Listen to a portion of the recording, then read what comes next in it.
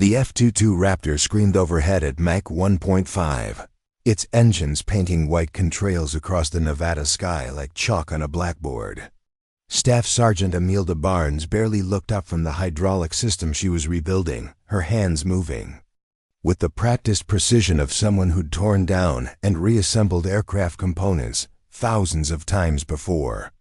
Oil stained her coveralls, and her dark hair was pulled back in a regulation bun that had somehow managed to collect dust from every corner of the hangar. Before we jump back in, tell us where you're tuning in from, and if the story touches you, make sure you're subscribed, because tomorrow I've saved something extra special for you. Barnes! The voice cut through the ambient noise of Nellis Air Force Base like a knife through aluminum. Colonel Davidson's polished boots clicked against the concrete as he approached her workstation, his pressed uniform a stark contrast to her grease-stained coveralls.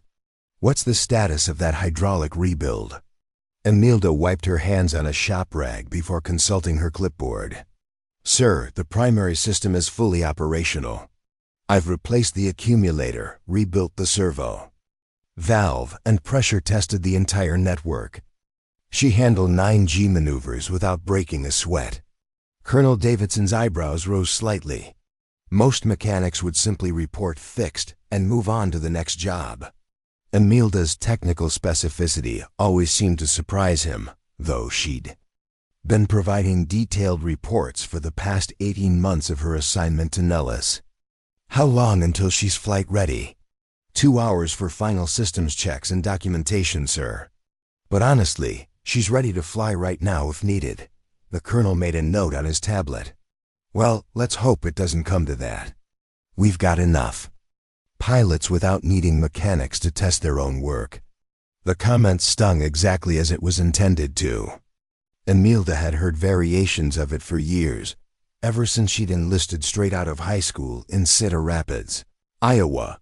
Despite scoring in the top percentile on every technical aptitude test the Air Force had thrown at her, despite graduating first in her class from Advanced Aircraft Systems School, despite holding certifications on more aircraft types than most 20-year veterans, she was still just a mechanic to officers like Davidson.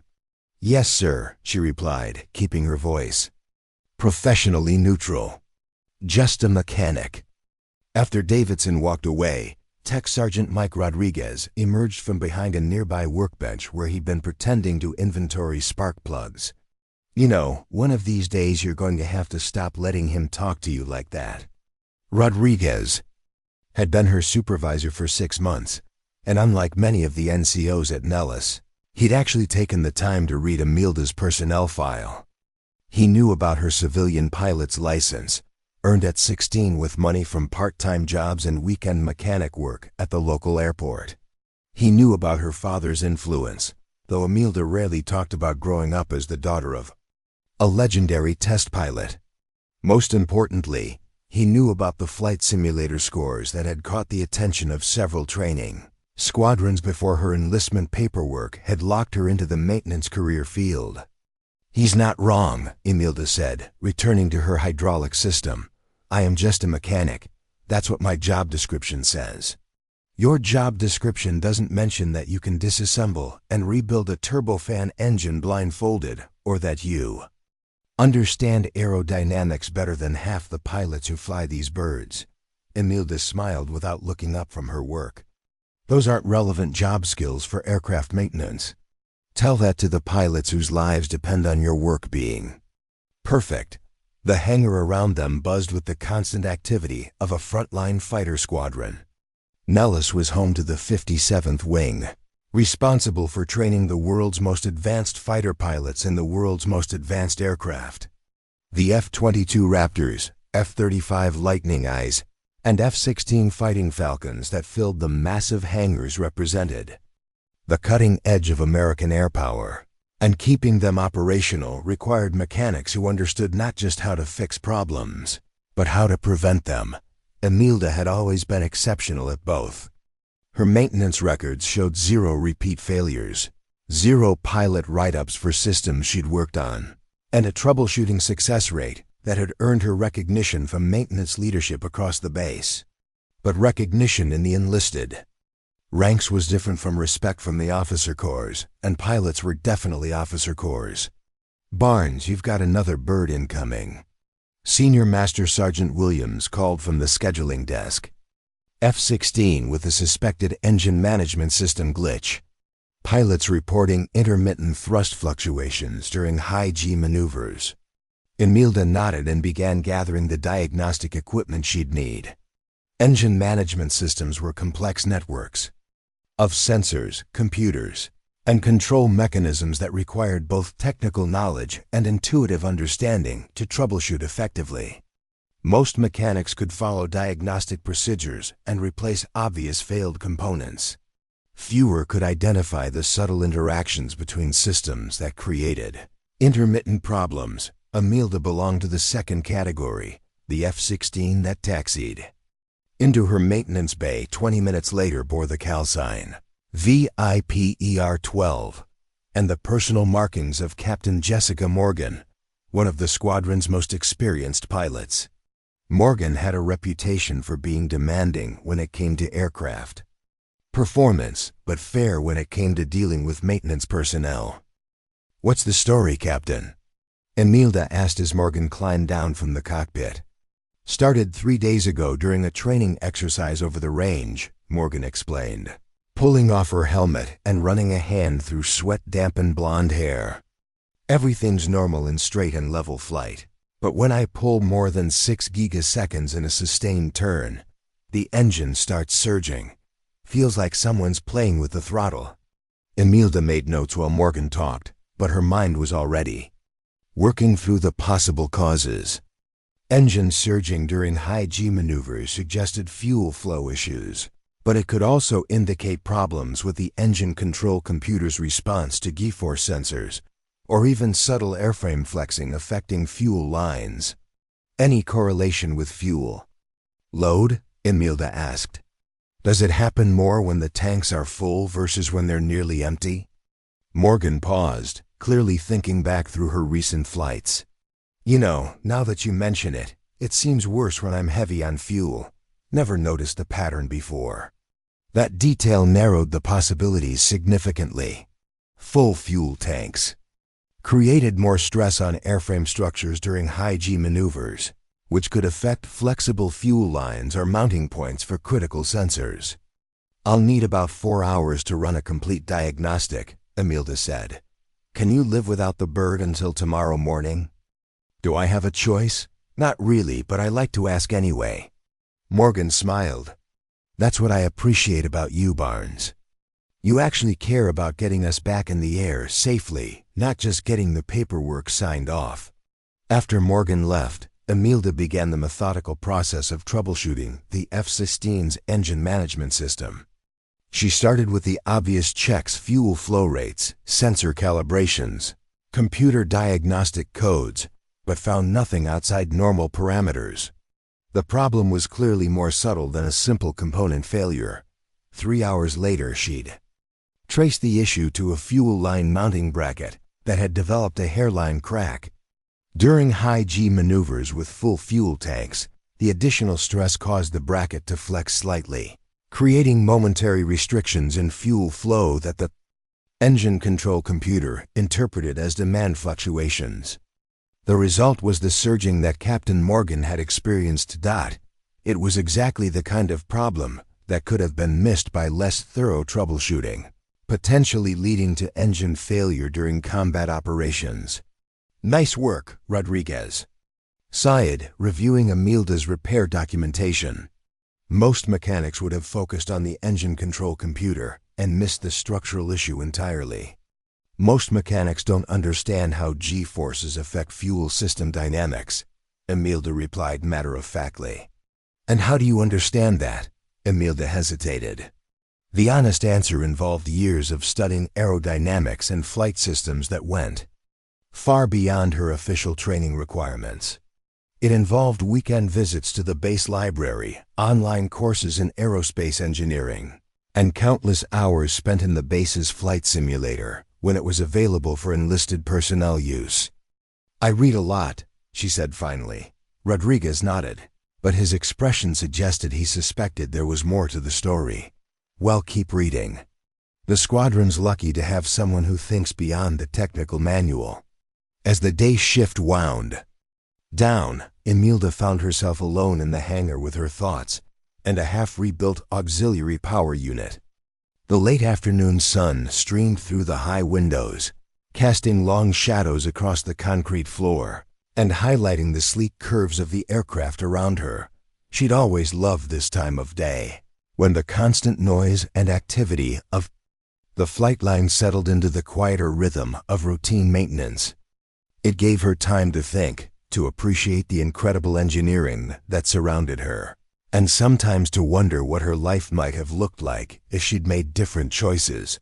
Emilda's path to Nellis had been shaped by practical considerations, rather than dreams of glory. Her father, Colonel Robert Barnes, had been a legendary test pilot at Edwards Air Force Base during the development of several classified aircraft programs. Growing up in that environment, she'd absorbed an understanding of aviation that most people never developed, but she'd also learned about the politics and personalities that could make or break military careers. When it came time to choose her own path, practical considerations had won out over romantic notions of flight. Aircraft mechanics had job security, clear advancement opportunities, and the satisfaction of hands-on technical work. Pilots had glamour, respect, and the constant risk of career-ending mistakes. Emilda had chosen security. Preparing and narrating. This story took us a lot of time, so if you are enjoying it, subscribe to our channel. It means a lot to us. Now back to the story. But sitting alone in the hangar, surrounded by some of the most advanced aircraft ever built, she sometimes wondered if she'd chosen correctly. Every day, she watched pilots younger and less capable than herself climb into cockpits and disappear into the sky, while she remained on the ground, ensuring their aircraft would bring them home safely. "Still here, Barnes?" Senior Master Sergeant Williams appeared from the scheduling office, gathering his things for the day. "You know your shift ended an hour ago, right?" "Just finishing up the APU rebuild," Emilda replied. "Figured I'd get it done tonight rather than leave it for the morning shift." Williams nodded approvingly. "That's the kind of initiative that gets noticed around here. Keep it up and you'll make Tech Sergeant ahead of schedule." After Williams left, Emilda continued working on the auxiliary power unit, losing herself in the familiar rhythm of disassembly, inspection, and rebuild. Each component had a specific function, a precise tolerance, a critical role in the overall system. There was something deeply satisfying about understanding exactly how everything worked together. The hangar's overhead lights had automatically dimmed to their nighttime setting when Emilda finally finished her work. She cleaned her tools methodically, updated the maintenance logs, and secured her workstation for the night shift. Tomorrow would bring new aircraft, new problems, and new opportunities to prove her technical expertise. As she walked toward the hangar exit, Emilda passed the row of F-22 Raptors that represented the pinnacle of American fighter technology. Their angular stealth profiles looked almost alien in the dim lighting, like visitors from a more advanced civilization. She paused beside one of the aircraft, running her hand along the composite skin that made it nearly invisible to enemy radar. Every rivet, every access panel, every system component was familiar to her. She could troubleshoot its flight control computers, rebuild its hydraulic systems, and optimize its engine performance better than most people could tune a car. But she'd never flown one. The thought followed her all the way to her off-base apartment, where she spent the evening reviewing technical manuals and flight performance data that had nothing to do with her official duties. It was a habit she'd developed years ago, a way of staying current with advances in aerospace technology that might eventually prove useful in her maintenance work. At least, that's what she told herself. The next morning brought the familiar sounds and smells of the flight line coming to life. Engines warming up, aircraft systems powering on, and the controlled chaos of a fighter squadron preparing for another day of training operations. Imelda arrived early, as always, and began her pre-shift inspection of the aircraft assigned to her maintenance bay, Barnes. Captain Morgan's voice carried across the hangar as she approached Imelda's workstation. "I took the Viper 12 up for a test flight this morning. Whatever you did to fix that engine surging problem, it worked perfectly. Best the birds felt in months." "Just replaced a cracked fuel line bracket," Imelda replied. "Nothing fancy." "Maybe not fancy, but it took some serious diagnostic skills to find that problem. Most mechanics would have thrown new computers at it until something worked." The praise felt good, but it also highlighted the fundamental disconnect between her capabilities and her role.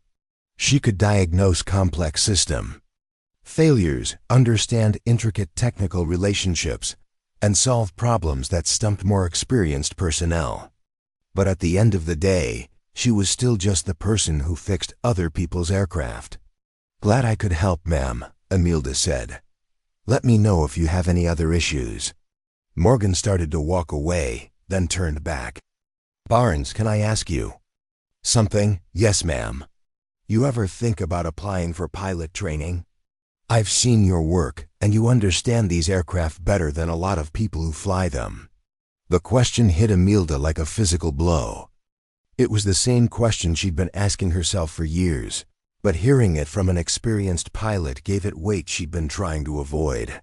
"I'm enlisted, ma'am. Officer candidate school and pilot training are pretty much mutually exclusive with my current career path." "That's not entirely true," Morgan said. "There are programs for exceptional enlisted personnel to commission and cross-train into pilot roles. It's competitive, but not impossible." Imelda felt something stirring in her chest, a mixture of hope and fear that she'd been suppressing for years. "I appreciate the suggestion, ma'am, but I'm pretty settled in my current role." Morgan studied her for a moment, then nodded. "Well, if you ever change your mind, let me know. I'd be happy to write a recommendation." As Morgan walked away, Imelda found herself staring at the F-22 Raptor she'd be working on that morning. For just a moment, she allowed herself to imagine what it would feel like to climb into that cockpit, to feel the massive engines respond to her commands, to slip the bonds of earth and gravity that kept her anchored to the hangar floor. Then, she picked up her toolkit and got back to work. After all, she was just a mechanic. The alert klaxon shattered the morning calm at 0347 hours, its piercing wail dragging Imelda from deep sleep to full awareness in seconds. Emergency scrambles weren't uncommon at Nellis, but something about the intensity and duration of the alarm suggested this wasn't a routine training exercise. She was pulling on her boots when her phone buzzed with an urgent text from Rodriguez. "All maintenance personnel report immediately. Real-world situation developing." Real world. That meant actual combat operations, not training. Imelda's pulse quickened as she grabbed her gear and raced toward the base in her pickup truck, joining a convoy of headlights streaming through the pre-dawn darkness. The flight line was already ablaze with activity when she arrived. Ground crews swarmed around aircraft like ants around a disturbed nest, conducting rapid inspections and loading ordnance with practiced urgency. The harsh glare of floodlights turned the tarmac into a stark landscape of shadows and brilliant white light. "Barnes." Rodriguez's voice cut through the chaos as she jogged toward the maintenance hangar. "Thank God you're here. We've got a situation." Senior Master Sergeant Williams was standing over a bank of radio equipment, his face grim as he coordinated with multiple flight operations centers. The tension in his voice was unmistakable as he relayed aircraft status reports and maintenance priorities. "What's happening?" Imelda asked. Rodriguez pulled her aside, lowering his voice despite the overwhelming noise around them. Intelligence picked up chatter about a coordinated terrorist attack on 3 major American cities. Multiple cells, synchronized timing. Massive casualties expected. The president's authorized immediate military response. Emilda felt her stomach drop. After years of training exercises and routine maintenance, the possibility of actual combat had always seemed abstract, distant. Now it was happening, and the aircraft she serviced daily would be carrying live weapons into hostile territory. "What do you need from me?" she asked. "Everything," Rodriguez replied. "We're launching every available aircraft in the next 6 hours. F-22s for air superiority and deep strike. F-35s for close air support and reconnaissance. F-16s for battlefield." Interdiction. Every bird needs to be perfect, because there won't be any do-overs. Williams approached them, his expression tense. "Barnes, I need you on the priority aircraft.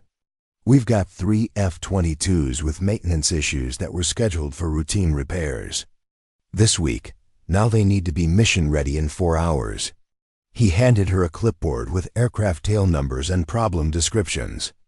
Raptor 217 has a faulty environmental control system. 219 has hydraulic pressure fluctuations.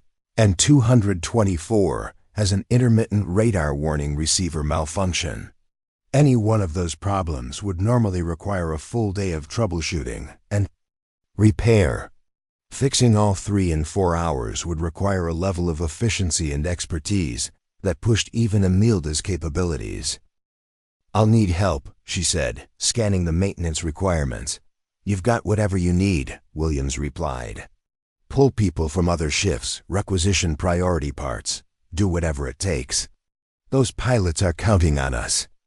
As Williams hurried away to coordinate other urgent repairs, Emilda began mentally organizing her approach to the 3 aircraft. The environmental control system problem was likely a sensor issue that could be bypassed if necessary. The hydraulic fluctuation suggested contamination or a failing accumulator. The radar warning receiver malfunction was the most concerning, as it could leave a pilot blind to incoming threats. She was heading toward Raptor 217 when Captain Morgan intercepted her path. "Barnes, I need to ask you something, and I need a completely honest answer." "Yes, ma'am."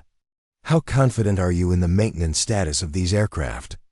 "Because my squadron is about to take them into combat, and I need to know if there are any issues that might compromise mission success or pilot safety." The weight of the question settled on Emilda's shoulders like a physical burden. These weren't training flights where mechanical problems meant embarrassing emergency landings at friendly airfields. These were combat missions where equipment failures could mean death. "Ma'am, I stake my reputation on every aircraft I sign off on. If I clear a bird for flight, it's because I'm confident it will perform as designed under combat conditions." Morgan studied her face for a moment, then nodded. "That's what I needed to hear. My pilots trust your work, Barnes. Don't let us down." As Morgan walked away, Emilda felt the full responsibility of her role settling on her shoulders. Somewhere in hostile territory, enemy fighters and surface-to-air missiles were waiting for the American aircraft she was about to launch. The difference between life and death for the pilots might come down to a properly calibrated sensor, a correctly adjusted valve, or a thoroughly tested circuit board. She began with Raptor 217's environmental control system, quickly diagnosing the problem as a failed temperature sensor in the pilot's life support equipment. The sensor itself was a simple component, but its location deep within the aircraft systems required removing multiple access panels and disconnecting several other components. Working with methodical speed, Emilda disassembled the necessary sections of the aircraft while simultaneously coordinating with supply personnel to locate a replacement sensor. The part was in stock, but it was located in a secure storage facility that required special authorization to access during emergency conditions. "I need authorization for priority parts requisition from Building 447, she radioed to Williams. "Authorization granted. Tell them Senior Master Sergeant Williams approved emergency access for combat operations." While waiting for the replacement part, Imelda moved to Raptor 219 to diagnose the hydraulic pressure fluctuations. This aircraft's problem was more complex, involving subtle pressure variations that suggested contamination in the hydraulic fluid, or microscopic wear in critical components. She connected diagnostic equipment to the hydraulic system and began a comprehensive analysis of pressure patterns, flow rates, and fluid contamination levels. The results showed metallic particles in the hydraulic fluid that indicated accelerated wear in one of the primary pumps. Normally, pump replacement would require hours of work and extensive testing. In combat conditions, there might be another option. Imelda pulled up the technical specifications for the aircraft's hydraulic system on her tablet, cross-referencing operational limits with the current contamination levels. The system was designed with significant safety margins that would allow continued operation even with moderate component degradation. After careful calculation, she determined that the pump could operate safely for at least 50 flight hours before requiring replacement. More than enough for the current mission requirements. She documented her analysis and moved to the most challenging problem, Raptor 224's intermittent radar warning receiver malfunction. The radar warning receiver was a critical survival system that alerted pilots to incoming threats. Any malfunction could leave them vulnerable to enemy missiles they couldn't detect. But intermittent problems were notoriously difficult to diagnose because they didn't always show up during ground testing. Imelda began by reviewing the aircraft's maintenance logs, looking for patterns in when the malfunctions occurred. The pilot reports showed the system failed most often during high-stress maneuvers, particularly when pulling negative G-forces. During rapid altitude changes, that suggested a connection problem rather than a component failure.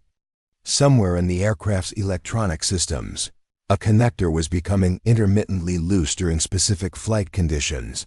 She pulled up the wiring diagrams for the radar warning receiver system, identifying every connection point and cable routing path.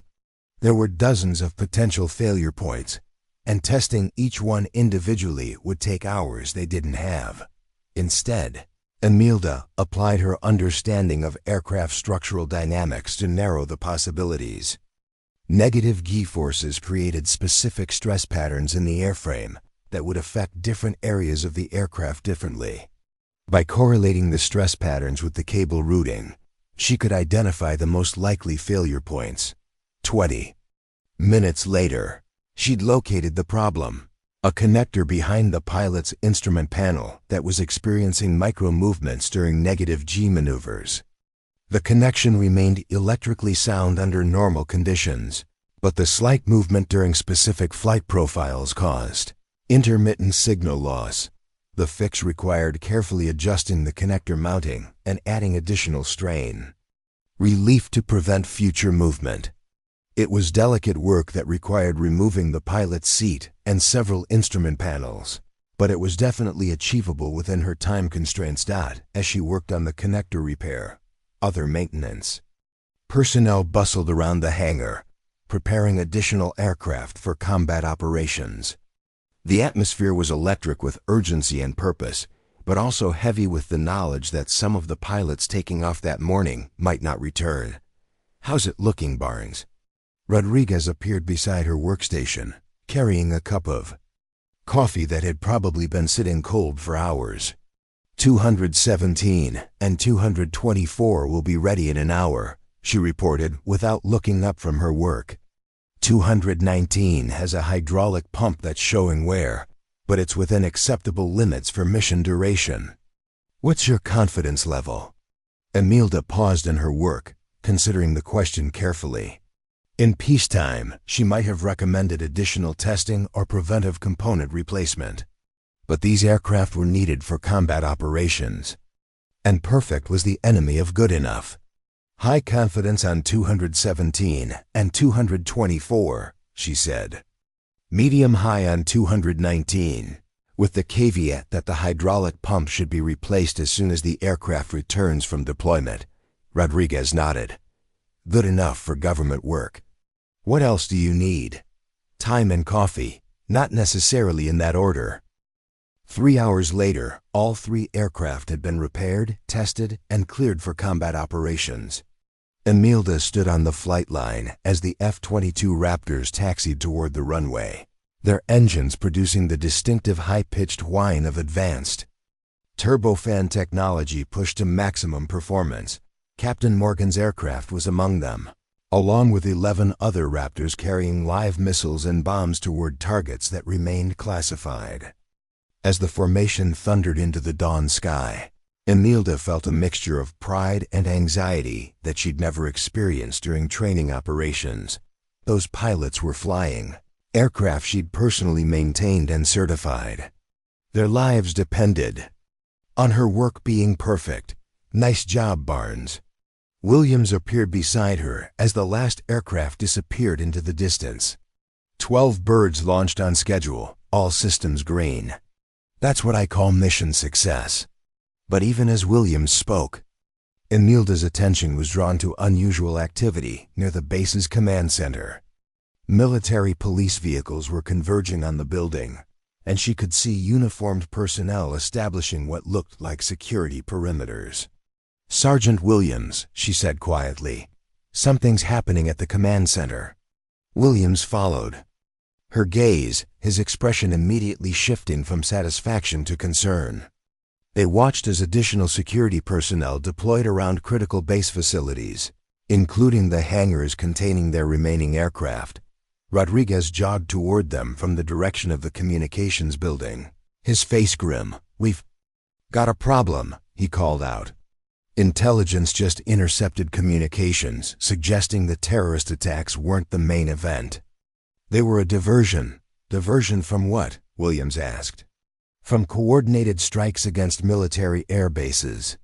They're targeting our ability to project air power. Rodriguez lowered his voice. "Nellis is on the target list." The words hit Imelda like a physical blow. While they'd been launching aircraft to respond to terrorist attacks on American cities, the enemy had been planning strikes against the very bases those aircraft would need to return to. "What kind of strikes?" she asked. "Unknown at this time. But intelligence suggests multiple vectors. Could be incoming missiles, could be ground infiltration, could be both." Rodriguez looked at the aircraft remaining in their hangars. "Command wants all remaining birds dispersed to alternate airfields immediately." Williams was already reaching for his radio to coordinate the emergency dispersal when alarms began sounding across the base. Not the routine klaxons they'd heard that morning, but the sharp, urgent tones that indicated immediate threat. "Incoming missiles detected," came the announcement over the base-wide communication system. "All personnel seek immediate shelter." "This is not a drill." Imelda looked at the hangars full of aircraft that represented billions of dollars in advanced military technology and hundreds of hours of her personal work. The idea of abandoning them to enemy action was almost physically painful, but as the first explosions echoed across the base, she realized that aircraft could be replaced. The knowledge and skills needed to maintain them could not, at least. That's what she told herself as she ran toward the nearest hardened shelter, the sound of incoming destruction growing louder behind her. The hardened shelter felt like a concrete tomb as the first missile struck Nellis Air Force Base. Each impact sent shock waves through the ground that Imelda could feel in her bones, followed by the distant rumble of explosions and the harsh crack of secondary detonations as fuel and ordnance ignited. She pressed herself against the reinforced wall alongside 30 other base personnel, listening to the systematic destruction of facilities she'd worked in just hours before. The attacks weren't random. Each explosion seemed carefully timed and precisely targeted. "Communications building," muttered Staff Sergeant Henderson, a radar technician who'd been monitoring radio traffic when the alarm sounded. They hit the communications building first. Another explosion, closer this time. The shelter's lights flickered and dust rained from the ceiling. "That sounded like Hangar 7, said Airman First Class Martinez, one of the younger mechanics from Imelda's shift. His voice carried the barely controlled panic of someone experiencing combat for the first time. Imelda closed her eyes and tried to visualize the base layout, correlating the sounds and timing of the explosions with the strategic value of different facilities. Communications first, which would disrupt coordination with higher headquarters and other installations. Then maintenance hangars, which would eliminate the base's ability to service returning aircraft. They're not trying to destroy everything, she said quietly, more to herself than to the others in the shelter. Rodriguez, who was crouched nearby monitoring a handheld radio, looked up. What do you mean, the targeting pattern? They're being selective. Imelda opened her eyes and focused on the tactical problem. If they wanted maximum destruction, they'd hit the fuel farms and weapon storage areas first. Create massive secondary explosions that would damage everything on base. Another missile impact, this one accompanied by the distinctive sound of aircraft aluminum being shredded. Someone in the shelter cursed softly. Instead, they're hitting specific capabilities in a logical sequence, Imelda continued. Communications to isolate us, maintenance facilities to prevent aircraft recovery, probably air traffic control to deny landing capabilities to our returning fighters. Henderson was nodding slowly. That's not random terrorism. That's military targeting doctrine, which means they have detailed intelligence on our base layout and operational priorities, Rodriguez added grimly. This isn't some hastily planned attack. This is a coordinated strike by people who understand how air bases function. The realization sent a chill through Imelda that had nothing to do with the concrete shelter's temperature. Random terrorist attacks were one thing devastating but ultimately limited in scope. A coordinated military operation with detailed intelligence suggested something far more serious. How long until our fighters return from their missions? She asked Rodriguez. Checked his watch and consulted notes from the morning's briefing. First wave should be back in approximately 4 hours, assuming they don't encounter significant resistance over their targets. And if they can't land here, they'll have to divert to alternate airfields, but most of those are hundreds of miles away. Some of our birds might not have the fuel to reach them, especially if they encounter air-to-air combat en route. The implications were staggering. Pilots who'd survived combat missions might be lost simply because they had nowhere to land. Aircraft representing decades of technological development and billions of dollars in investment would be reduced to expensive lawn darts scattered across the American Southwest. The missile attacks continued for another 20 minutes, each impact methodically destroying another piece of Nellis's operational infrastructure. When the explosions finally stopped, an eerie silence settled over the base that was somehow more unsettling than the sound of destruction. Rodriguez's radio crackled to life with scattered transmissions from different parts of the base. Damage. Assessment teams were beginning to emerge from shelters and evaluate the extent of the attack. Hangar 3 is gone, came one report. Complete structural collapse. Fire in building 2240, came another. Firefighting teams en route. Communications are down base-wide. Emergency backup systems only. As the reports accumulated, a picture emerged of carefully planned destruction designed to cripple Nellis's ability to support continued air operations. The attackers had struck with surgical precision, eliminating critical capabilities while avoiding targets that would have caused massive collateral damage. "This is Command Post," came a transmission over Rodriguez's radio. "All personnel are to remain in protective positions until security teams complete threat assessment.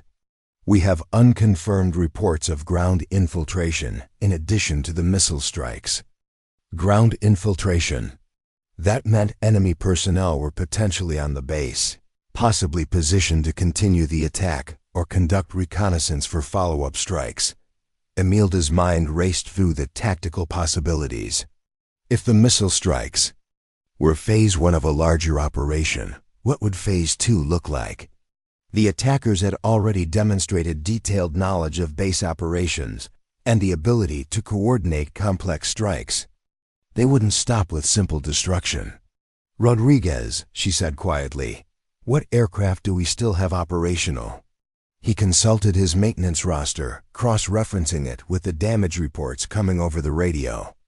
Hard to say without visual confirmation, but probably 6 F-16s in Hangar 9, 2 F-35s in the secure facility, and maybe 3 F-22s if Hangar 5 wasn't hit. Are any of them fueled and armed?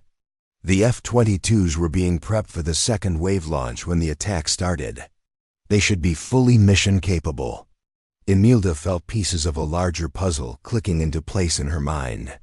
The attackers had struck during a period of maximum aircraft deployment, when most of Nellis's fighters were airborne and unavailable for base defense. But they'd also struck before the second wave could launch, leaving several fully capable aircraft trapped on a damaged base. "They want those aircraft," she said suddenly. "What?" Rodriguez looked confused. "The ground infiltration teams. They're not here to finish the destruction. They're here to steal our aircraft." The idea sounded impossible even as she spoke it, but the more Imelda thought about it, the more sense it made.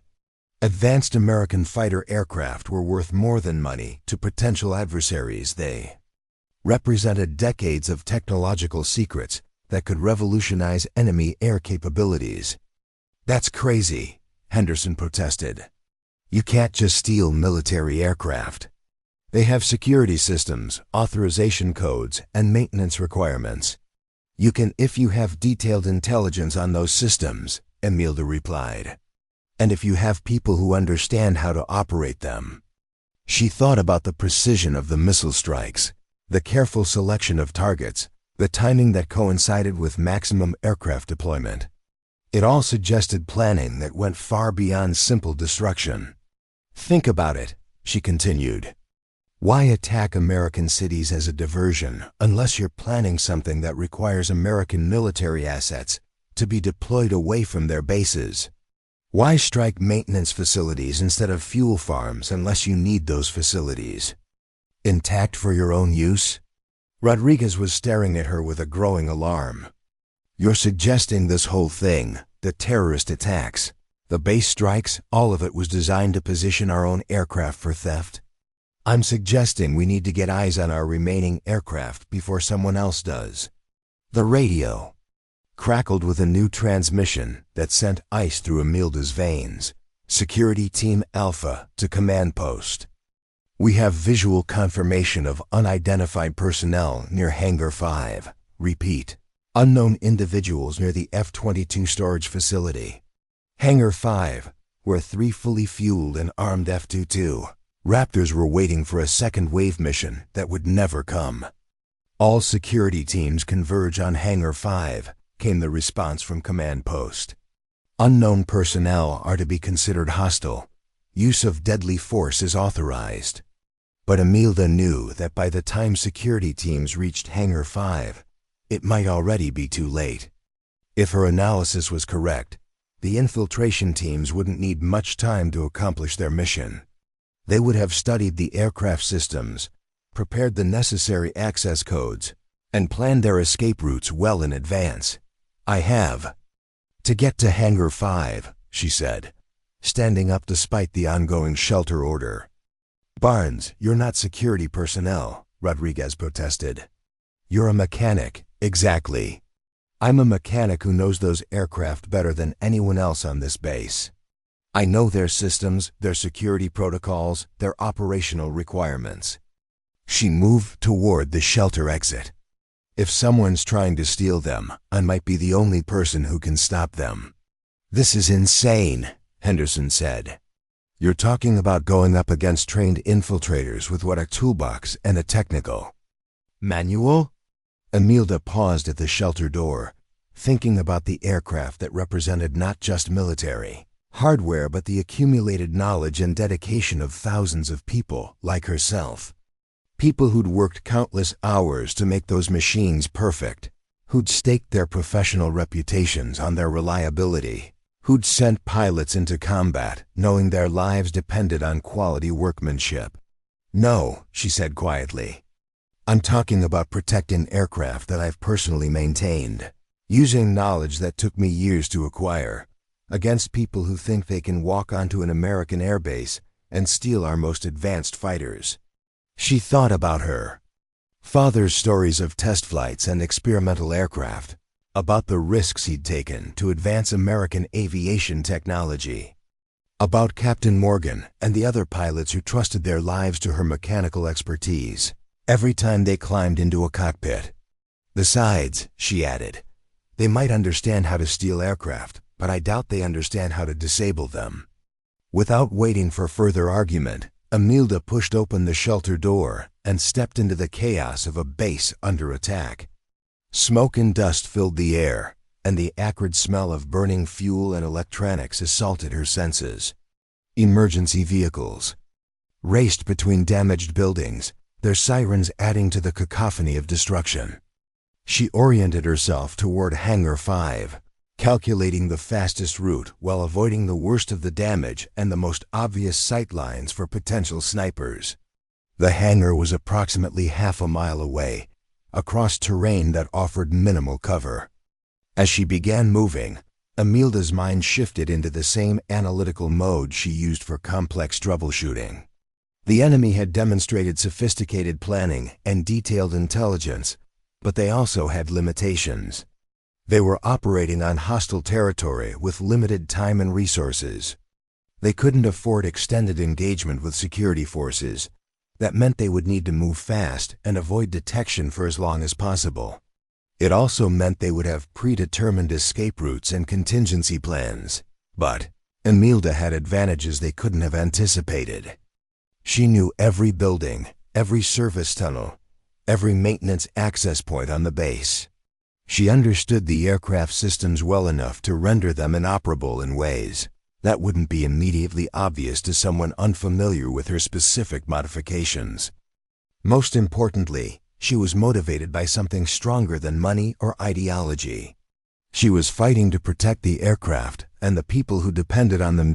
As she approached Hangar 5, moving carefully between damaged vehicles and smoking debris, Emilda could see figures moving near the building's main entrance. They wore military-style gear but moved with the careful coordination of people who didn't belong there. Her analysis had been correct. Someone was trying to steal America's most advanced fighter aircraft, and they were about to discover that the woman they'd probably dismissed as just a mechanic had other ideas about how this operation would end. Emilda crouched behind a damaged fuel truck 50 meters from Hangar 5, watching 6 figures in dark tactical gear methodically work their way around the building's perimeter. Their movements were too coordinated, too professional to be random opportunists. These were military-trained operatives executing a carefully rehearsed plan. She counted 3 teams of 2, each equipped with sophisticated communications gear and what appeared to be electronic countermeasures equipment. One team was working on the hangar's main security panel, another was positioning some kind of antenna array, and the third was establishing what looked like a perimeter watch. The precision of their operation confirmed her worst fears. These weren't terrorists seeking destruction. They were professionals conducting an aircraft theft operation that had probably been planned for months, if not years. Her father's voice echoed in her memory from countless evenings spent discussing military strategy and tactical thinking. "In any conflict, Emma," he'd told her, using the childhood nickname that made her feel simultaneously protected and capable, "there comes a moment when you have to decide who you really are. Not who you've been trained to be, not who others expect you to be, but who you choose to be when everything is on the line." She'd been 15 when he'd said that, helping him rebuild an experimental aircraft engine in their garage, while he shared stories of test flights and classified projects. At the time, she'd thought he was talking about his own career, about the risks he'd taken, pushing experimental aircraft beyond their design limits. Now, watching enemy operatives prepare to steal the most advanced fighter aircraft in the world, she realized he'd been preparing her for this moment. Emilda pulled out her secure phone and tried to contact base security, but the device showed no signal. The antenna array the operatives had deployed was clearly jamming local communications, isolating Hangar 5 from any potential assistance. She was alone, facing 6 professional soldiers with nothing but her technical knowledge and whatever courage she could summon. Every rational part of her mind screamed that she should retreat, find another way to alert security. Leave this to people trained for combat operations, but rationality had limitations. By the time she could reach another communication point and alert security forces, the operatives would have completed their mission. 3 F-22 Raptors, each worth over $150 million and containing technology that represented decades of American aerospace development, would be in enemy hands more. Importantly, those aircraft could be used against American forces. The pilots she'd worked with, the colleagues she'd served alongside, the city she'd grown up in all would become potential targets for weapons, systems she'd helped maintain. The thought crystallized something inside her that had been building since the morning's emergency scramble. She wasn't just a mechanic who happened to be present during a crisis. She was the person best positioned to prevent a catastrophic loss of American military capability. Imelda began inventorying her available resources. Her maintenance toolkit contained diagnostic equipment, specialized tools, and electronic devices that could potentially interfere with aircraft systems. Her knowledge of F-22 operations included security protocols, system vulnerabilities, and operational requirements that the enemy operatives might not fully understand. Most importantly, she had something the attackers couldn't have anticipated: a willingness to sacrifice herself to protect the aircraft and the people who depended on them. She thought about Captain Morgan and the other pilots who'd launched that morning, trusting their lives to aircraft she'd personally certified. About Rodriguez and Williams and the other maintenance personnel who took pride in keeping America's most advanced fighters operational. About her father's generation of military personnel who'd built the technological foundation that made aircraft like the F-22 possible. The weight of that legacy settled on her shoulders like a physical burden, but also like a source of strength. She wasn't just Staff Sergeant Imelda Barnes, aircraft mechanic. She was the daughter of a test pilot, the inheritor of a family tradition of military service, and the guardian of technology that represented the best of American innovation and determination. Decision made. She began moving toward Hangar 5, using maintenance tunnels and service corridors that weren't marked on any standard base map. Her father had taught her that every military installation had unofficial pathways known only to the people who actually worked there, routes used by maintenance personnel, security patrols, and others whose jobs required access to areas that didn't appear in official documentation. The service tunnel that led to Hangar 5's basement maintenance area had been installed during the building's construction to provide access for major equipment installations. It was cramped, poorly lit, and filled with the industrial smell of hydraulic fluid and electrical equipment, but it would get her inside the building without alerting the perimeter watch dot as she crawled through the tunnel. Imelda's mind shifted into the same methodical mode she used for complex aircraft repairs. Each problem had multiple potential solutions, but success required choosing the right approach based on available resources and environmental constraints. The operatives outside had demonstrated professional competence, but they were operating in an unfamiliar environment under time pressure. They would have studied building layouts and security systems, but they couldn't have anticipated every maintenance access point or system vulnerability. She emerged from the tunnel into Hangar 5's basement mechanical room, a maze of pipes, electrical panels, and climate control equipment that supported the building's operations. The 3 F-22 Raptors were one floor above her, probably already surrounded by enemy personnel conducting pre-flight preparations. Imelda located the hangar's main electrical distribution panel and began analyzing the building's power systems. The F-22S required specific ground power connections and environmental controls, to maintain their complex electronics and stealth coatings.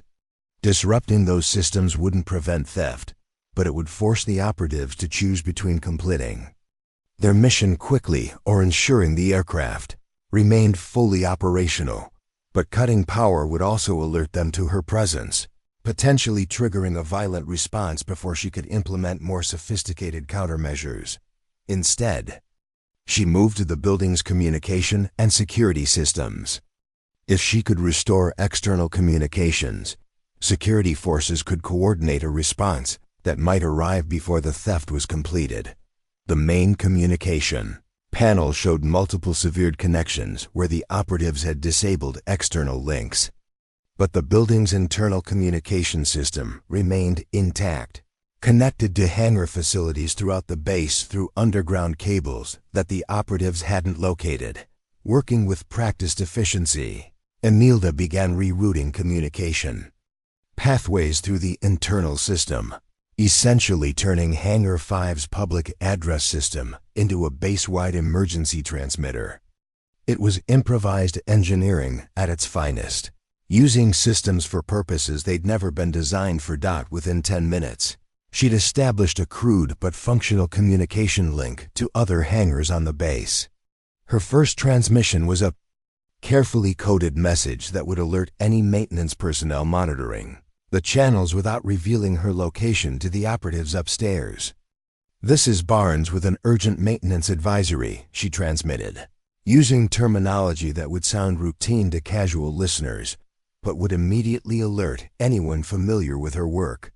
"We have unauthorized personnel conducting unsupervised operations on high-value assets in Building 5140. Recommend immediate technical consultation." The response came within seconds from Rodriguez, who was apparently monitoring communications from another facility. "Barnes, confirm your location and status. Basement maintenance area. 6 unauthorized personnel upstairs with 3 priority assets. They appear to be conducting pre-flight operations." There was a pause before Rodriguez responded, and when he did, his voice carried a mixture of admiration and concern that she'd never heard before. "Barnes, you need to evacuate immediately. Security teams are en route, but they're at least 15 minutes away. 15 minutes. More than enough time for professional operatives to complete aircraft theft operations, especially if they'd been planning and rehearsing for months." "Negative on evacuation," Emilda replied. "I'm in position to implement technical countermeasures that could prevent asset loss. Barnes, you're not trained for combat operations. These people are armed and dangerous." She thought about Captain Morgan's question from just days earlier. "You ever think about applying for pilot training?" About her father's stories of test pilots who'd risked their lives to advance American aviation. About the terrorist attacks that morning and the pilots who were depending on Nellis to provide a safe landing when they returned from combat. Rodriguez: "I'm trained to maintain and protect these aircraft using whatever methods are necessary. That's exactly what I intend to do." Before he could respond, she switched off the communication system and began moving toward the hangar's main floor. She could hear voices and activity above her, professional, efficient, urgent. The operatives were working against their own timeline, knowing that their window of opportunity was limited. Emil Day climbed the maintenance stairs slowly, listening to fragments of conversation that confirmed her analysis. They were indeed conducting pre-flight preparations, but they were also encountering complications they hadn't anticipated. Navigation system isn't responding to the override codes. Double quotes. Environmental controls are showing fault indicators. Need more time to bypass the weapon safety systems. The problems they were experiencing weren't accidental. F-22 Raptors were designed with multiple security layers specifically to prevent unauthorized operation. But Emilda knew those systems intimately, including their limitations and vulnerabilities. More importantly, she knew how to make their problems Much worse. She reached the hangar floor and positioned herself behind a tool cabinet, where she could observe the operatives' activities. 3 aircraft, 6 personnel, systematic approach to overriding security systems and preparing for takeoff. They'd been working for at least 20 minutes, but they were still struggling with fundamental system integration issues that gave her the opening she needed. Emilda began moving between the aircraft, using her maintenance access codes to implement system modifications that would appear routine to anyone not intimately familiar with F-22 operations. A slight adjustment to engine control parameters here, a subtle modification to flight control software there, careful changes to navigation and communication systems that would create cascading failures once the aircraft became airborne. She was sabotaging the most advanced fighter aircraft in the world, and she was doing it with the same precision and attention to detail she'd always applied to maintaining them. As she worked, Emilda felt something fundamental shifting inside her. She was no longer the underestimated mechanic who accepted dismissive comments from officers and worked quietly in the background. She was a guardian of American military technology, using her expertise to protect capabilities that represented the difference between victory and defeat in aerial combat. The transformation was complete when one of the operatives spotted her near the 3rd aircraft. "Contact! Unknown personnel near aircraft 3. The operative's shout echoed through Hangar 5 as Emilda dove behind the F-22's landing gear, her heart hammering against her ribs. The sound of boots pounding on concrete told her that all 6 operatives were converging on her position. She had perhaps 30 seconds before they surrounded her, and the sabotage she'd implemented was only half complete. 2 aircraft had been modified with subtle system failures that would manifest during flight, but the 3rd, the one she was currently hiding beneath, remained fully operational. "Identify yourself," came a voice with what sounded like an Eastern European accent. "You are surrounded. Come out with your hands visible." Emilda's mind raced through her options. She could surrender and hope that security forces arrived before the operatives completed their mission. She could try to run and almost certainly be shot before reaching any exit. Or she could use her knowledge of the aircraft and hangar to turn the situation into something the operatives hadn't planned for.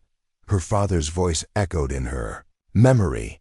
"The best defense is often making the enemy fight on your terms instead of theirs." She activated the F-22's auxiliary power unit using her maintenance override codes. The aircraft systems came online with a low whine that immediately changed the acoustic environment of the hangar. More importantly, it activated the fighters' defensive electronic warfare systems, which began automatically scanning for and jamming hostile radio frequencies. The effect was immediate.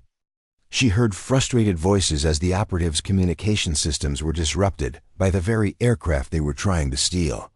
"What the hell is happening to our comms? Some kind of jamming. The aircraft is active. Shut it down. Shut it down now." But shutting down an F-22's electronic warfare systems required specific knowledge of the aircraft's defensive protocols, knowledge that Emilda possessed, and the operatives clearly didn't. She used the momentary confusion to crawl beneath the aircraft toward its nose section, where the main avionics bay provided both cover and access to critical systems. The operatives were still trying to coordinate their response when she reached the forward equipment compartment and began implementing the most audacious part of her improvised defense plan. Every F-22 carried emergency transponder systems designed to alert search and rescue forces if the aircraft went down in hostile territory. Those transponders could be activated manually and would broadcast the aircraft's precise location to any American military receiver within several hundred miles. But Emilda had something more creative in mind, working with the speed that came from years of practice. She began modifying the transponder's transmission parameters. Instead of broadcasting a standard emergency signal, she programmed it to transmit a continuous data stream containing the operative's radio frequencies, their precise positions within the hangar, and tactical information that would be invaluable to responding security forces. Essentially, she was turning the F-22 into a reconnaissance platform that would guide American forces to the exact location of enemy personnel. There. Movement near the nose section. Gunfire erupted through the hangar. As the operatives opened fire on her position, bullets sparked off the aircraft's titanium structure and concrete floor around her. But the F-22's robust construction provided excellent cover. Imelda finished her transponder modifications and moved to her next objective, the aircraft's weapons systems. The F-22 wasn't armed with live ordnance, but its targeting radar and missile guidance systems could still function. If she could activate those systems, she might be able to provide precise targeting data to any friendly forces in the area. More importantly, an active military targeting radar would certainly attract the attention of every air defense system within range, potentially bringing additional American assets to investigate the unauthorized radar emissions. She crawled toward the weapons bay, while bullets continued to impact around her position. The operatives were trying to flank her by moving around both sides of the aircraft, but their coordination was hampered by the continuing electronic warfare jamming. "Phillips, move to the starboard side. I can't hear you. This jamming is blocking everything. Use hand signals, you idiot." Imelda reached the weapons bay access panel and began activating the F-22's targeting systems. The process required multiple authorization codes and biometric confirmations, but her maintenance access allowed her to bypass most security protocols. As the radar came online, she felt a moment of satisfaction knowing that every air traffic control facility and military installation within 200 miles was now tracking an unauthorized military radar emission from Nellis Air Force Base. But her satisfaction was short-lived. One of the operatives had managed to position himself near the aircraft's tail section and was advancing on her position with systematic fire and movement tactics. "I have visual on the target. Female, appears to be maintenance personnel. She's activating aircraft systems." The transmission came through clearly despite the electronic jamming, which meant the operatives had switched to a different communication frequency. They were adapting to her countermeasures more quickly than she'd hoped. Imelda realized she needed to escalate her defensive actions. The sabotage and electronic warfare measures had bought her time, but they hadn't stopped the theft operation. The operatives were still professional soldiers with superior numbers and firepower. She needed to level the playing field. Moving with desperate speed, she crawled toward the F-22's cockpit and began the startup sequence for the aircraft's engines. It was an insane plan. Starting the engines of a fighter aircraft inside a closed hangar would create a tornado of jet wash and debris that would be as dangerous to her as to the operatives, but it would also make continuing their mission impossible. The engine startup sequence required several minutes and multiple system confirmations. As the turbofan engines began their initialization cycle, the sound grew from a low whine to a building roar that filled the hangar with overwhelming noise. "She's starting the engines." One of the operatives shouted over the growing din. "Stop her! Stop her now!" Gunfire intensified around her position, but the increasing engine noise and vibration made accurate shooting difficult. The operatives were also dealing with loose debris beginning to swirl around the hangar as the engines approached idle power. Imelda completed the engine startup and advanced the throttles to military power. The effect was immediate and catastrophic for everyone in the hangar. Hurricane-force winds erupted from the F-22's exhaust, turning loose equipment into flying projectiles and making movement or communication nearly impossible. She heard shouts and curses as the operatives were forced to take cover behind heavy equipment or risk being knocked down by the jet wash. One man screamed as a flying tool struck him, and she saw another operative lose his footing and slide across the hangar floor. But the engine power also created a new problem for Imelda. The exhaust heat was rapidly raising the temperature in the confined space, and the noise was so overwhelming that she couldn't hear anything else happening in the hangar. More critically, she realized that the other two F-22s in the hangar were now at risk from debris damage. If flying objects struck their control surfaces or engine intakes, the aircraft could be damaged beyond repair. She had to shut down the engines before she destroyed the very aircraft. She was trying to protect Dot as she began the shutdown sequence. Imelda caught sight of movement near the hangar's main entrance. Security forces had finally arrived, their tactical gear and coordinated movement immediately distinguishable from the enemy operatives, but the security team couldn't advance into the hangar while the F-22's engines were running at military power. The jet wash would knock them down or blind them with flying debris before they could engage the enemy. Imelda faced an impossible choice: shut down the engines and allow the operatives to potentially escape or continue operations, or maintain engine power and prevent friendly forces from intervening. She chose a third option. Instead of shutting down the engines completely, she began varying the power settings in a specific pattern: military power for 15 seconds, then idle for 10 seconds, then military power again. The intermittent jet wash would give the security forces windows of opportunity to advance while preventing the operatives from regaining control of the situation.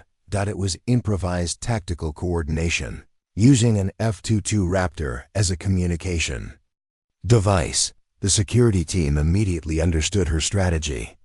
During the first low-power interval, they advanced halfway into the hangar and took cover behind heavy equipment. During the second interval, they moved to flanking positions that gave them clear fields of fire on the operatives' locations. When Imelda powered down the engines for the third time, the security team was in position to engage. The firefight was brief but intense. The operatives were skilled and well-equipped, but they were caught in an untenable tactical position. Trapped between Imelda's improvised obstacles and a superior force of American security personnel, they had no viable escape routes. 3 operatives were killed in the initial exchange of gunfire. 2 more were wounded and captured. The 6th, apparently the team leader, attempted to reach one of the F-22s, possibly hoping to complete the theft mission despite the deteriorating situation. That's when Imelda made her final decision of the engagement. She activated the F-22's ejection seat. The explosive charges that powered the ejection system detonated with enough force to blow out several hangar windows and knock everyone in the vicinity to the ground. The seat rocket motor fired, sending the seat assembly crashing into the hangar's roof structure in a shower of sparks and debris. The remaining operative was thrown backward by the blast and landed unconscious near the hangar's far wall. As silence finally settled over Hangar 5, Imelda slowly emerged from beneath the F-22, her ears ringing and her coveralls torn and stained with hydraulic fluid and debris. The security team approached cautiously, weapons trained on the unconscious operative, while medics checked the other casualties. "Ma'am," said the security team leader, a staff sergeant whose nameplate read Thompson, "are you injured?" Imelda looked around the hangar at the damaged equipment, scattered debris, and unconscious enemy soldiers. 3 F-22 Raptors remained intact and secure, though one now lacked an ejection seat and would require extensive maintenance before it could fly again. "I'm fine, Sergeant," she said quietly, "but I think I'm going to need to file some pretty interesting maintenance reports." Thompson stared at her for a moment, then at the destruction around them, then back at her. "Ma'am, what exactly is your job here?" Imelda smiled for the first time since the crisis began. "I'm just a mechanic," she said, "but apparently I'm pretty good at it." As additional security personnel flooded into the hangar and began processing the scene, Imelda realized that everything had changed. She was no longer the underestimated maintenance worker who quietly fixed problems and accepted dismissive comments from Officers. She was the person who had single-handedly prevented the theft of America's most advanced fighter aircraft using nothing but technical knowledge, tactical thinking, and absolute determination to protect the people who depended on her work. The hunt was over. But something told her that this was just the beginning of a very different kind of career. The debriefing room in Nellis Air Force Base's intelligence facility was stark and windowless, designed to prevent any electronic surveillance or eavesdropping. Imelda sat across from a table occupied by people whose very presence indicated that her actions had attracted attention far beyond base command. Colonel Davidson was there, looking uncomfortable and repeatedly glancing at a woman in civilian clothes who'd introduced herself only as Director Walsh from Washington. Also present were two men in dark suits who hadn't introduced themselves at all, and an Air Force major whose uniform bore no unit insignia or name tape. The interrogation had been going on for 3 hours. "Let's go through this one more time." "Staff Sergeant Barnes," Director Walsh said, consulting notes on a tablet that never seemed to leave her hands. "You're telling us that you analyzed the attack pattern, deduced the enemy's intentions, infiltrated a hostile situation, and neutralized 6 trained operatives using aircraft maintenance procedures." "That's correct, ma'am." Imelda had given the same account 4 times now, each iteration becoming more detailed as the questioners probed specific aspects of her actions. "And you had no prior combat training? No special operations background? No intelligence preparation for this type of scenario?" "No, ma'am. I'm an aircraft maintenance specialist. My training focuses on troubleshooting and repairing complex systems under pressure." One of the unnamed men leaned forward. "Miss Barnes, the operatives you encountered were identified as members of a highly sophisticated international theft ring. They've been linked to similar operations against military installations in 3 other countries over the past 18 months. This was new information. Imelda had assumed the attack was connected to the morning's terrorist incidents. But apparently, the situation was more complex. "They specifically target advanced military aircraft," the man continued. "F-35s from a British base, upgraded F-16s from a facility in Eastern Europe, and now they attempted to steal our F-22s. These aren't random opportunists, they're part of a coordinated effort to acquire Western military technology." Director Walsh activated a wall display showing photographs, documents, and what appeared to be intercepted communications. "The operation you disrupted was part of something much larger. We're looking at a network that includes former military personnel from multiple countries, technology brokers, and clients with very deep pockets." The images on the display showed sophisticated planning documents, detailed base layouts, and technical specifications for various aircraft types. But what caught Imelda's attention were the personnel files photographs of individuals with military backgrounds from Russia, China, North Korea, and several other countries. "The 6 operatives you encountered were just the execution team," the major said. "Intelligence suggests the network includes technical specialists, logistics coordinators, and what we believe are end users who want these aircraft for purposes we can only speculate about." Imelda studied the display more carefully. "You're saying someone is building a private air force using stolen Western fighters?"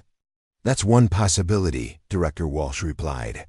"Another is that they're reverse engineering our technology to develop countermeasures. Either way, the implications for national security are significant." The major activated another section of the display, showing a world map with red indicators at various locations. "Since your action at Nellis, we've detected increased activity at these locations. Communications intercepts suggest the network is accelerating their timeline." "Accelerating how?" "They're moving from opportunistic theft to direct assault," one of the unnamed men explained. "Instead of waiting for ideal conditions like this morning's terrorist diversion, they're planning coordinated strikes against multiple targets simultaneously." The implications hit Imelda like a physical blow. Her successful defense of the F-22s hadn't ended the threat, it had escalated it. The network was now treating American air bases as active opponents rather than passive targets. "How many locations are at risk?" she asked. "Potentially dozens," Director Walsh said grimly. "But we've identified 3 priority targets where they're likely to strike within the next 72 hours. The display showed detailed satellite imagery of 3 Air Force installations: MacDill Air Force Base in Florida, Hickam Air Force Base in Hawaii, and Elmendorf Air Force Base in Alaska. Each base housed different types of advanced aircraft, and each represented a significant strategic asset. MacDill has the 6th Air Mobility Wing with advanced transport and refueling aircraft," the major explained. "Hickam hosts the Pacific Air Forces with F-22s and supporting aircraft. Elmendorf has the 3rd Wing with F-22s configured for Arctic operations." Imelda realized she was looking at a coordinated operation designed to cripple American air power across multiple regions simultaneously. "They're not just stealing aircraft, they're trying to eliminate our ability to project force globally." "Exactly," Director Walsh confirmed. "And based on communications intercepts, they believe their failure at Nellis was due to inadequate intelligence preparation. They're not going to underestimate base security again." The major brought up another display showing enhanced satellite imagery and signal intelligence data. "The next operations will involve larger teams, better equipment, and more aggressive tactics. They're treating this as warfare rather than theft." "Which brings us to why you're here," Director Walsh said, her attention focusing entirely on Imelda. "Your actions yesterday demonstrated capabilities that our conventional security forces don't possess. You understand these aircraft systems at a level that allowed you to weaponize them against trained opponents." Imelda felt a familiar chill as she realized where this conversation was heading. "Ma'am, I'm not qualified for combat operations against professional military units." "You're more qualified than anyone else we have," one of the unnamed men interjected. "These networks specifically target bases during periods of reduced aircraft availability.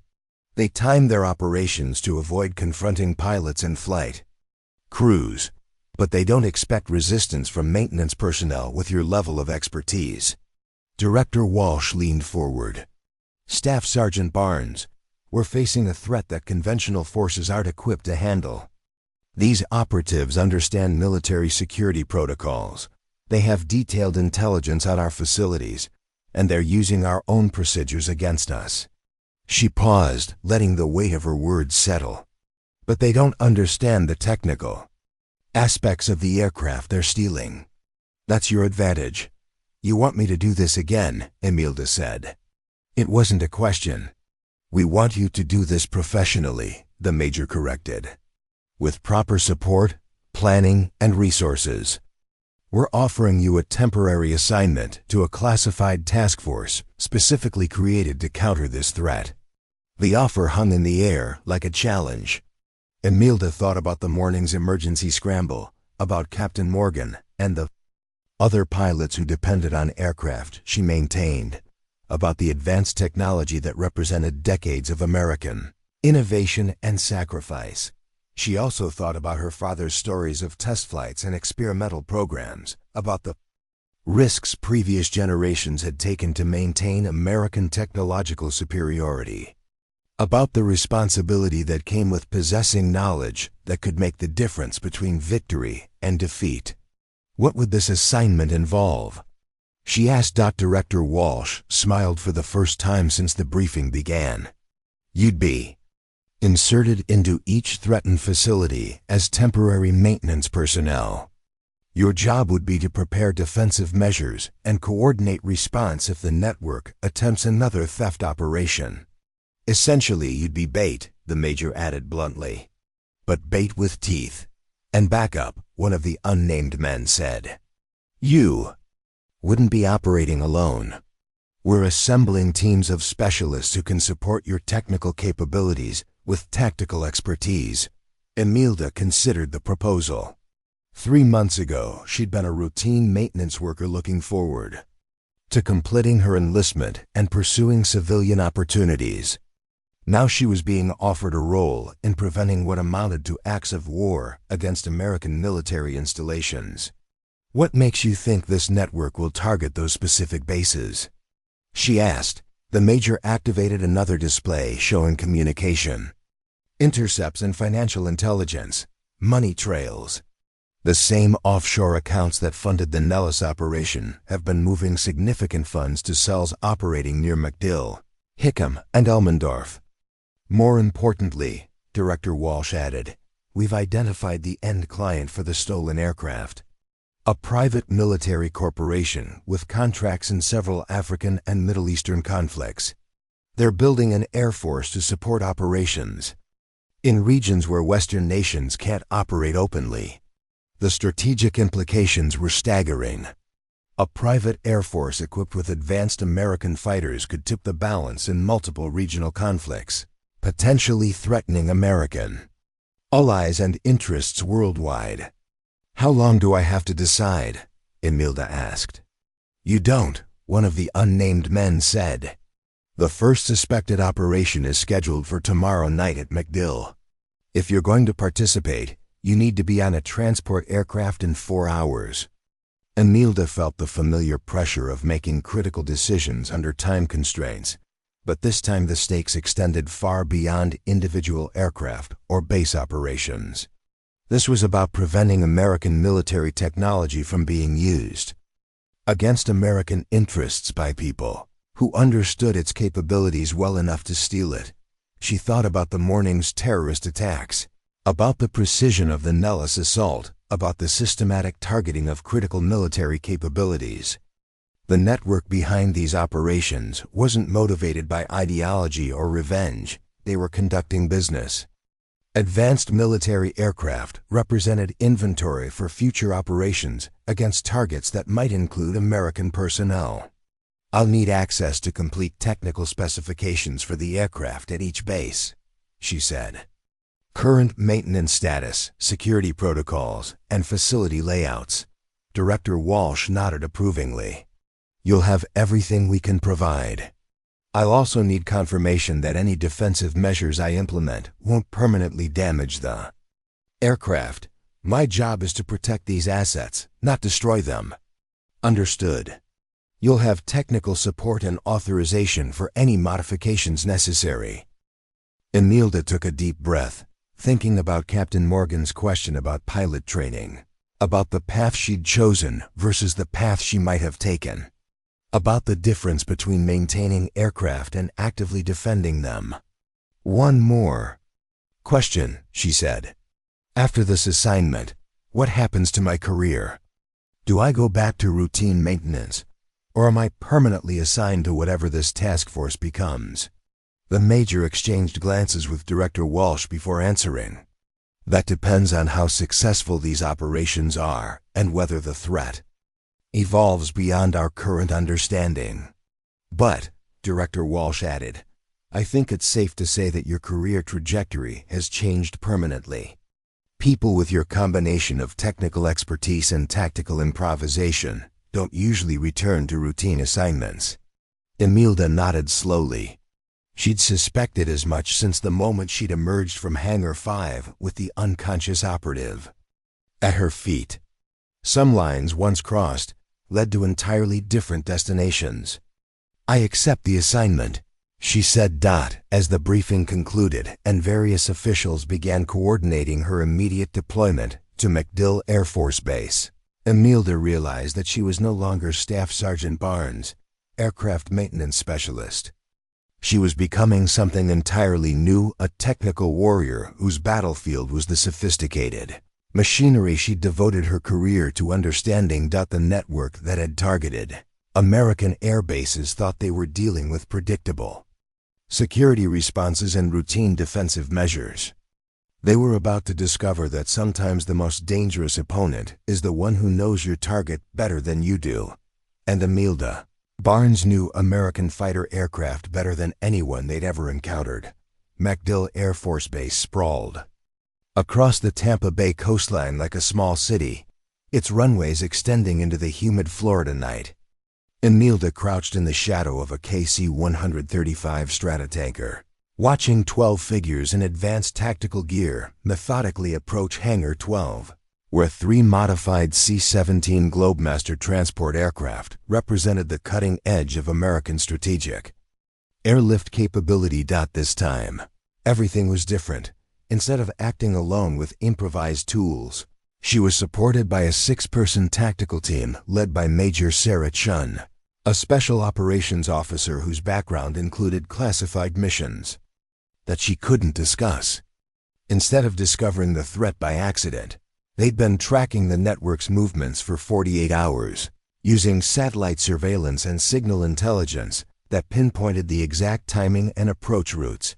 Most importantly, instead of defending aircraft she happened to be working on, Imelda had spent 2 days implementing a comprehensive defensive strategy that turned MacDill's most valuable aircraft into elaborate traps for anyone foolish enough to attempt unauthorized operation.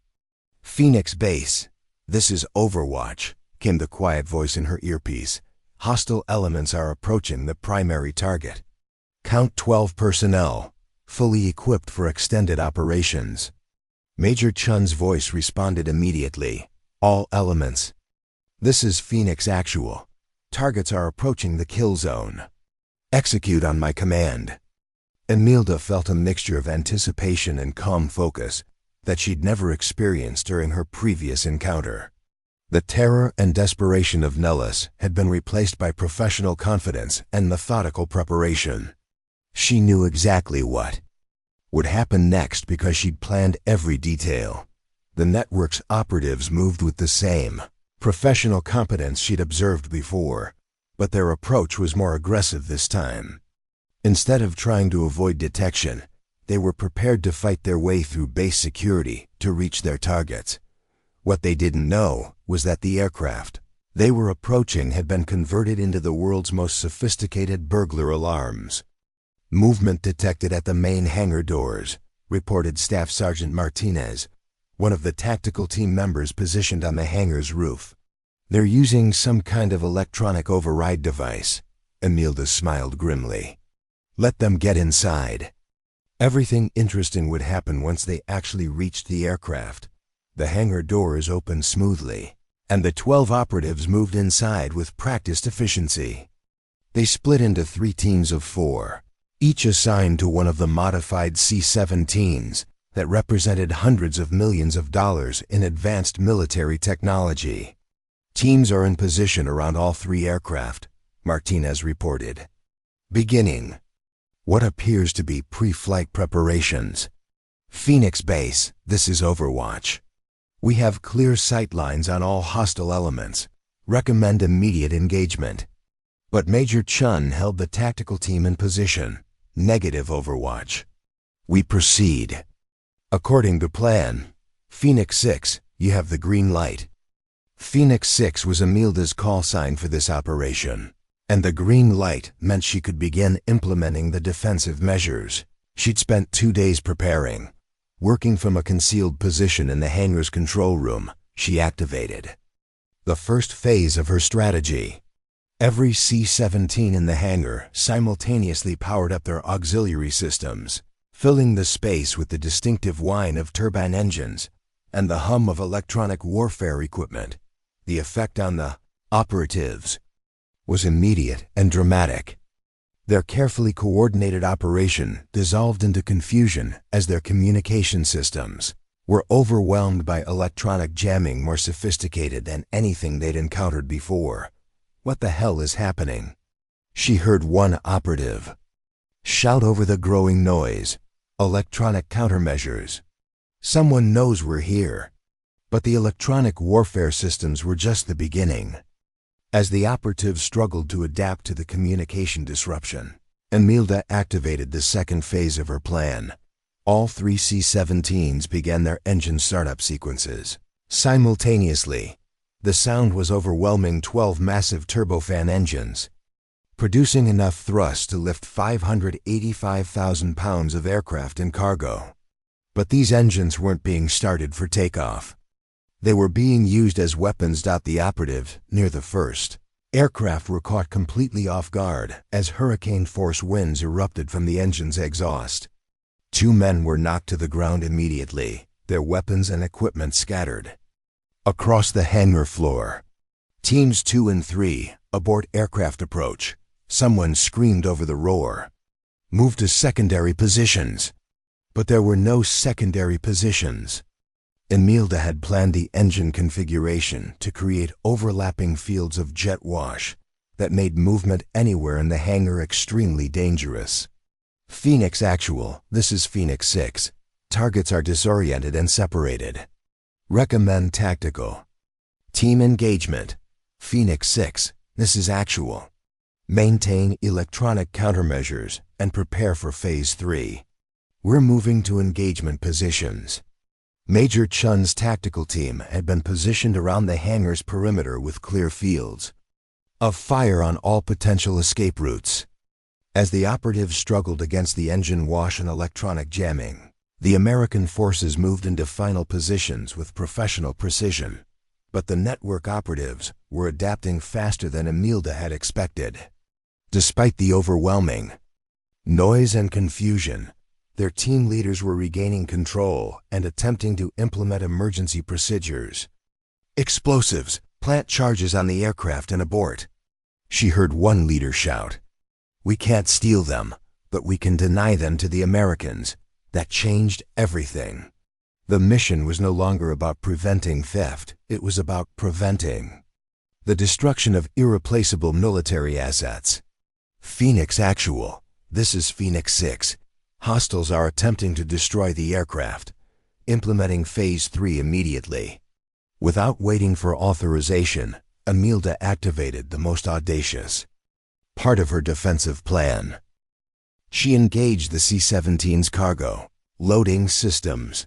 Each aircraft was equipped with sophisticated hydraulic systems designed to rapidly load and unload thousands of pounds of cargo through their rear doors.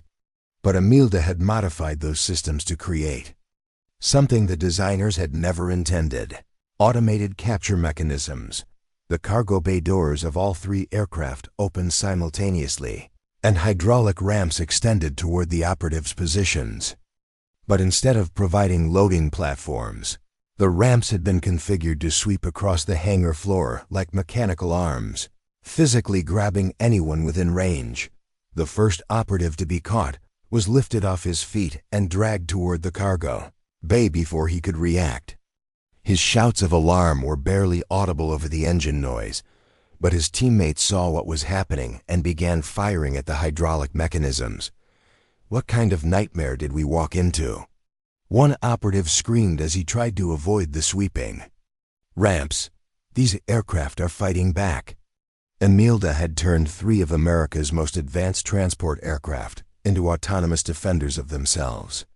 It was engineering applied to warfare in ways that no military manual had ever contemplated. But the operatives were professional soldiers, and they adapted to impossible situations for a living. Despite the electronic jamming, engine wash, and mechanical hazards, several of them managed to reach positions where they could plant explosive charges on critical aircraft components. That's when Major Chun's tactical team engaged. The firefight was brief but decisive. The operatives were caught in an untenable position, trapped between Imelda's mechanical defenses and a superior force of American Special Operations personnel. Within minutes, the surviving network members were either dead or captured. As the engines wound down and silence settled over the hangar, Imelda emerged from the control room to survey the results of her most complex defensive operation. 3 C-17 Globemasters remained intact and undamaged. 12 enemy operatives had been neutralized, and American air transport capabilities had been preserved. Phoenix 6, this is Phoenix Actual. Major Chun's voice carried a mixture of respect and amazement. That was the most creative use of aircraft systems I've ever witnessed. Where did you learn to do that? Imelda looked around the hangar at the modified aircraft that had performed exactly as she'd programmed them. I've been working on these Machines for years, ma'am. I just never had a reason to make them fight before. Over the next 6 hours, similar operations played out at Hickam Air Force Base in Hawaii and Elmendorf Air Force Base in Alaska. In each case, Imelda's defensive strategies and tactical innovations proved decisive in preventing the theft or destruction of advanced American aircraft. By dawn, the international network that had threatened American air bases across 3 continents had been effectively neutralized. But the cost of that victory was measured in more than captured operatives and preserved aircraft. Imelda Barnes was no longer just a mechanic. 3 weeks later, she stood in the Pentagon's most secure briefing room, facing a panel of generals and civilian officials whose collective authority represented the highest levels of American military leadership. "Staff Sergeant Barnes," said General Patricia Williams, "the Air Force Chief of Staff, your actions over the past month have prevented the loss of aircraft worth over $2 billion and technology that represents decades of American aerospace development. Thank you, ma'am.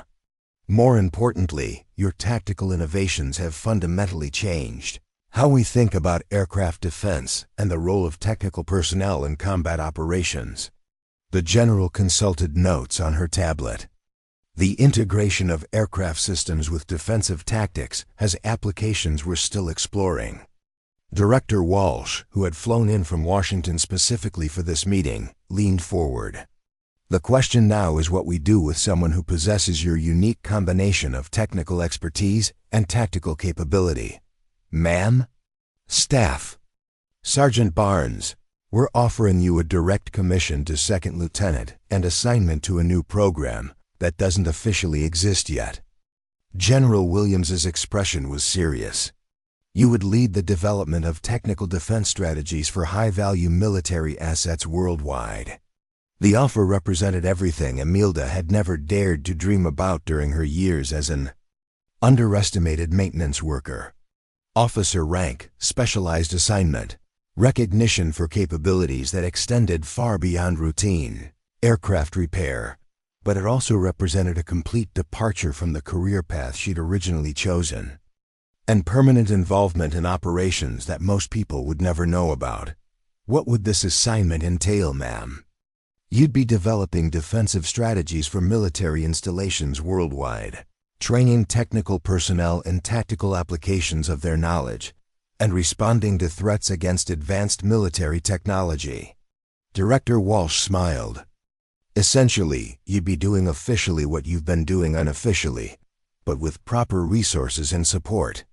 "There's one more thing," General Williams added. "This program would be joint service and interagency. You'd be working with personnel from all branches of the military, plus CIA, NSA, and other organizations whose missions intersect with protecting advanced military technology." Imelda thought about Captain Morgan's question from what seemed like a lifetime ago. "You ever think about applying for pilot training?" About her father's stories of test flights and experimental programs.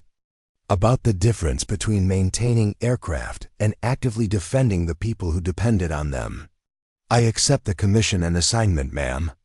As the briefing concluded and various officials began discussing the logistics of her new role, Imelda realized that her transformation was complete. She'd started as an underestimated mechanic who accepted dismissive comments and worked quietly in the background. She was ending as a technical warrior whose innovations had redefined the relationship between engineering knowledge and tactical capability.